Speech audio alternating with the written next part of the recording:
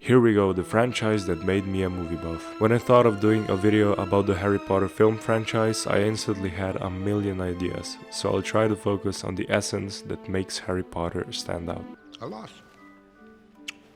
Earwax. It was a hot summer's evening about 15 years ago when I saw the first Harry Potter film. I was intrigued through the whole runtime of the Sorcerer's Stone. The next day I watched the Chamber of Secrets and something strange was happening. Up to that point I wasn't fond of franchises, but Harry Potter changed that. I binged through all the movies and every moment I experienced was emotionally enhanced by my 9-year-old susceptible brain. I mean seriously, some scenes will stay burned in my memory for the rest of my life. It's Leviosa, not Leviosa. Even back then, the visuals of Hogwarts absolutely enchanted me. There was something special about a very old castle somewhere in the middle of England where gifted students had to go to learn and control magic. But of course, this perfectly structured place wouldn't exist without great minds behind it. J.K. Rowling, actors, set designers, visual effects artists, composers, producers, directors. And, who am I? He hasn't got a clue who he is. Oh yes, the directors, leaving their mark on each film. Chris Columbus, who directed the first 2 movies, previously directed Home Alone. So producer David Heyman knew that he could rely on Columbus working with children. He made a very welcoming space for the young actors to open up and discover their potentials. For the 3rd movie, the producers looked for someone who could create an outstanding film and change the franchise. That's when Alfonso Cuarón came into the picture. He wasn't that well known at the time, but he proved to work well with teenagers in his then recent hit film Y tu mamá también. The architecture of Hogwarts became more relevant because the first 2 movies didn't sort out exact locations of outside and inside the castle. Prisoner of Azkaban was the movie that changed the status quo for all book-to-film adaptations aimed at young people, making the next 5 movies headed in a very adult direction.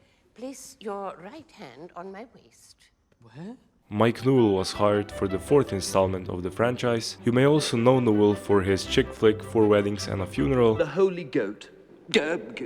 Ghost. Nevertheless, the story was still heading in a very dark direction, but with a certain light-hearted manner. Well, Hermione. You're a girl. Oh, well spotted. Come with one of us. For the last 4 films, the critically acclaimed television director David Yates was to take the franchise to the finish line. Producer David Heyman stated actors in Yates' television projects give their best performance often of their career. It's important to keep pushing the actors, particularly the young ones, on each Potter film. Future Harry Potter films were also a bit political, so given his experience, Yates was the right decision. What are you doing? I am senior Undersecretary Dolores Jane Umbridge. Another special component of the franchise is the score that we all know and love.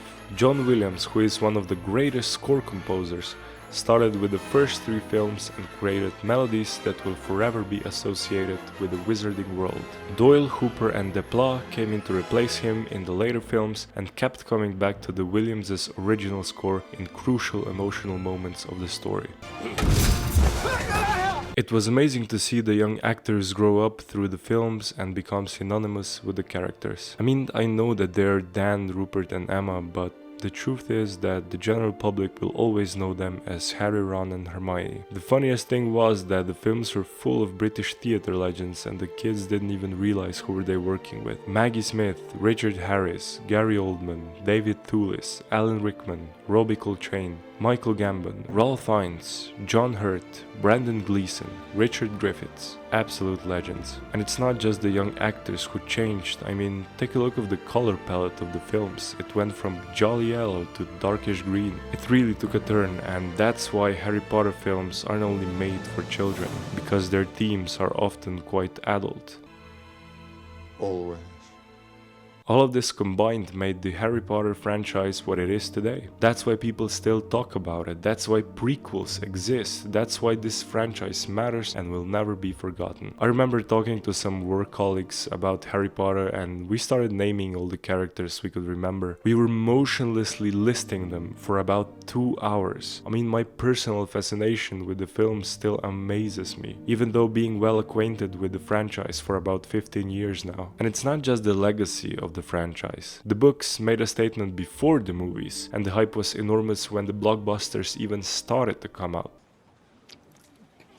I remember about 5 years ago, a friend asked me why do I like Harry Potter movies so much, and I answered. The idea of an imaginative Harry Potter world is perfect to me. I never get tired of it. I could even say that I'm beginning to like it more and more over the years. I found something in those 8 movies, something that relaxes me and makes me feel comfortable. When I watch those characters interact for the 100th time, I still find it interesting, even though I know what makes them tick. It's a pleasure to revisit those fun memories, especially Hogwarts, knowing it will always be there for me to dive into. It's not just the good characters I'm fond of, even Voldemort.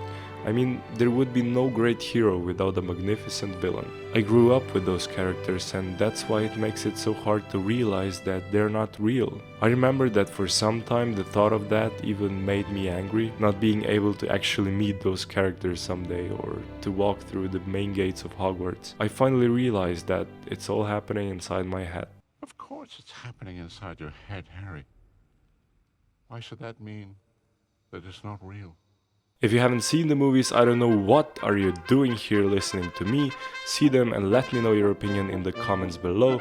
Please like and subscribe to my channel. You can also follow me on my socials below and support me on Patreon if you want to. Thanks for watching and I'll see you in the next one.